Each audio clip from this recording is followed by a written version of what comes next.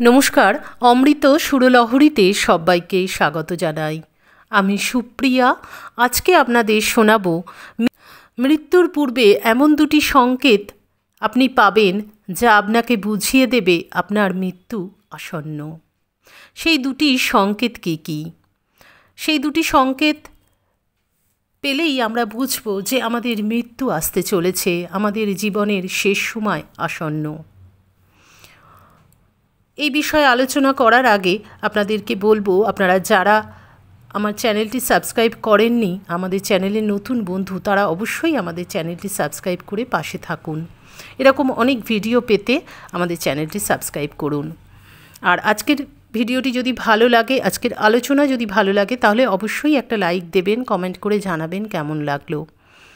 চলুন তাহলে শুরু করি মূল আলোচনা। মৃত্যু কি? মৃত্যু আমাদের জীবনের শেষ অবস্থা, অর্থাৎ এই জীবনের সমস্ত জ্বালা যন্ত্রণা, রোগ শোক ব্যাধি থেকে মুক্তি আমরা কিন্তু সকলেই চাই, কিন্তু মুক্তির আগে আমাদের অনেক কিছুই ভোগ করতে হয়। আমরা এই এক জীবনে অনেক ভালো মন্দ কাজ করি। এই প্রসঙ্গে ঠাকুর শ্রীরামকৃষ্ণদেব বলেছেন, সংস্কার প্রারব্ধের ভোগ এসব মানতে হয়। কি জানো, যার যা কর্মের ভোগ আছে তাকে তা করতে হয়। অর্থাৎ যে যা কর্ম করে, কেউ যদি ভালো কর্ম করে তাও ভোগ করতে হবে, ভালো ফল হবে তার। যে খারাপ কর্ম করবে তার খারাপ ফল হবে। আমাদের এই মুক্তি পেতে গেলে কর্ম ভালো করতে হবে। ঠাকুর শ্রীরামকৃষ্ণ বলেছেন, সর্বদা সত্যকে ধরে থাকো, সকলকে ভালোবাসো, সকলের সঙ্গে সদাচারণ করো, কারো ক্ষতি চেয়েও না, কারো অনিষ্ট করো না। কেউ যদি অনিষ্ট করার চেষ্টা করে তাহলে ফোঁস করো, কিন্তু অনিষ্ট করো না। সেজন্যই ঠাকুর বলেছেন সর্বভূতে ঈশ্বরকে দর্শন করতে, যাতে আমি যদি সকলের মধ্যে ঈশ্বরকে দর্শন করি তাহলে কারুর খারাপ করার দিকে আমার মন যাবে না।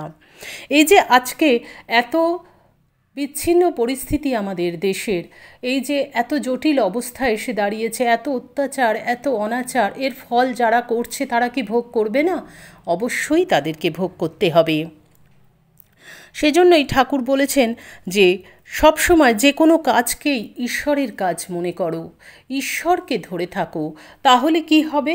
তোমাদের মন খারাপ কাজের দিকে যাবে না। শ্রী শ্রী মা সারদা দেবীর কাছে এক ভক্ত এসেছেন। তিনি মাকে বলছেন, মা, যতক্ষণ আপনার নিকট থাকি খুব ভালো থাকি, সংসারের কোনো চিন্তা আমার থাকে না।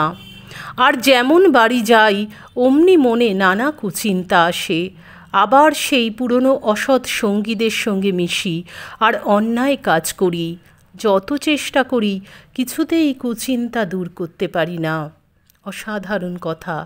মাকে করলেন, এই যে ঈশ্বরকে বাদ দিয়ে ঈশ্বরের কাছ থেকে সরে যাওয়া মানেই কিন্তু মনের মধ্যে নানা কুচিন্তা আসবে, অসৎ সঙ্গী জুটবে। তখন মা তাকে বলছেন, মা, ও তোমার পূর্বজন্মের সংস্কারে হচ্ছে, জোর করে হঠাৎ কি ছাড়া যায়? সৎসঙ্গে মেশো, ভালো হতে চেষ্টা করো, ক্রমে সব হবে।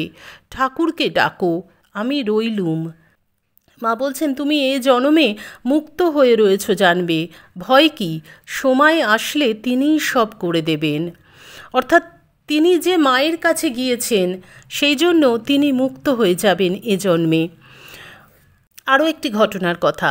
এক ভক্ত শ্রী শ্রী মাকে এসে বলছেন, মা, অন্য এক ভক্তের কথা যে উনি মঠে আসেন না, আপনার বাড়িতেও আসেন না, তার কেন এরূপ হলো?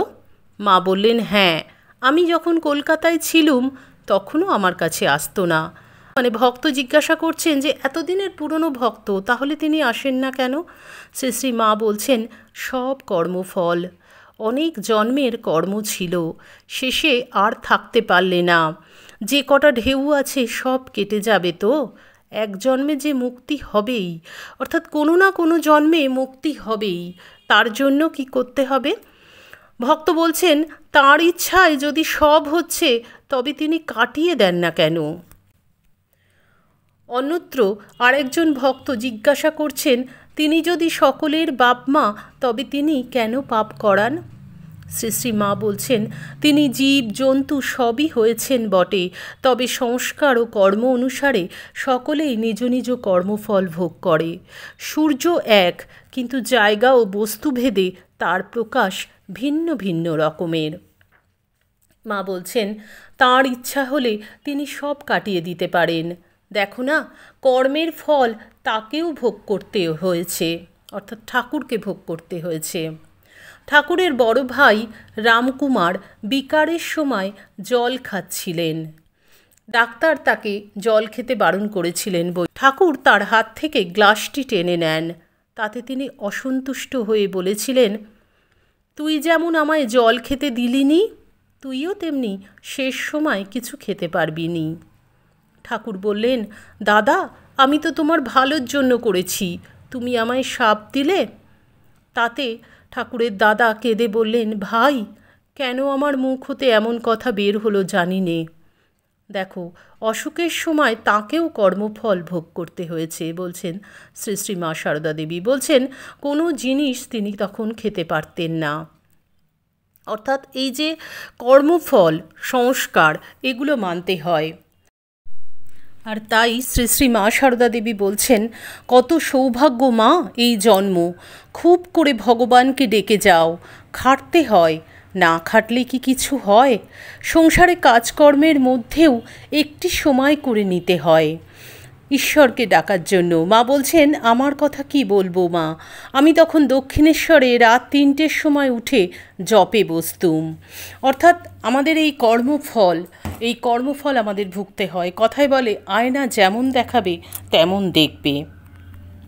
পূজনীয়া প্রব্রাজিকা মোক্ষপ্রাণা মাতাজি বলছেন, দেখো, পূর্বজন্মের সংস্কার বা কর্মফল তোমাকে ভোগ করতেই হবে।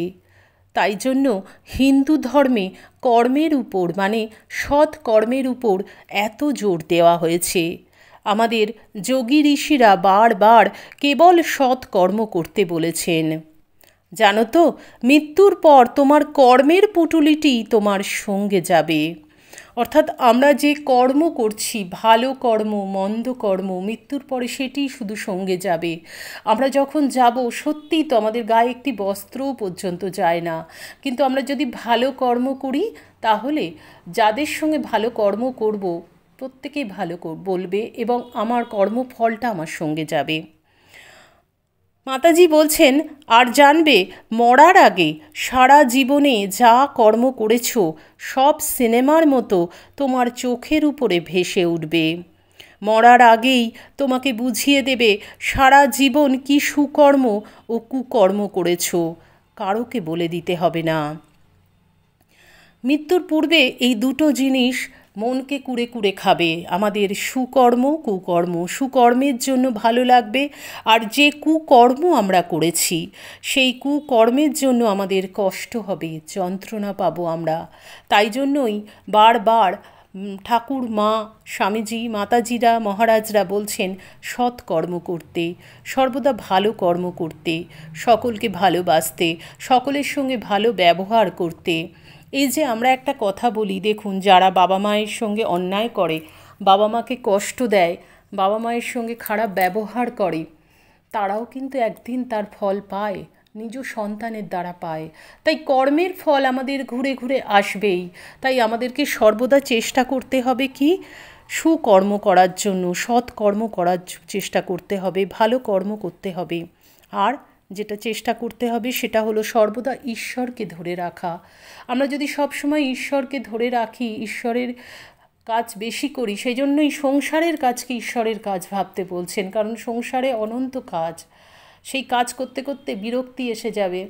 সেই কাজের মধ্যে যদি আমরা সর্বদা ঈশ্বরকে স্মরণে রাখি, তাহলে আমার মধ্যে খারাপ কিছু আসবে না। সেটাও আমরা দেখলাম, এক ভক্ত মায়ের কাছে এসে বলছেন যে, আমি যখন তোমার কাছে আসি আমি ভালো থাকি, কিন্তু তোমার কাছ থেকে চলে গেলেই আমি অসৎ সঙ্গে যাই, আমি খারাপ কুচিন্তা আমার মনে আসে।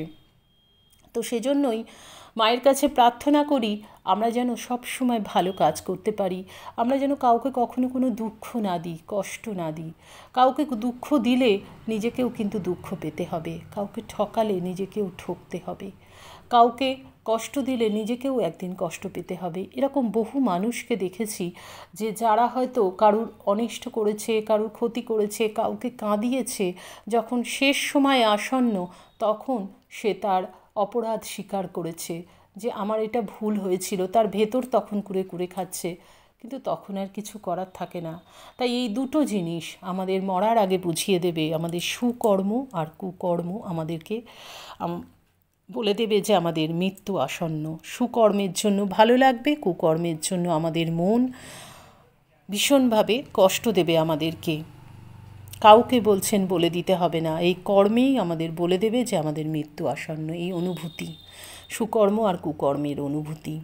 আশা করি আমাদের আজকের আলোচনা আপনাদের ভালো লাগলো।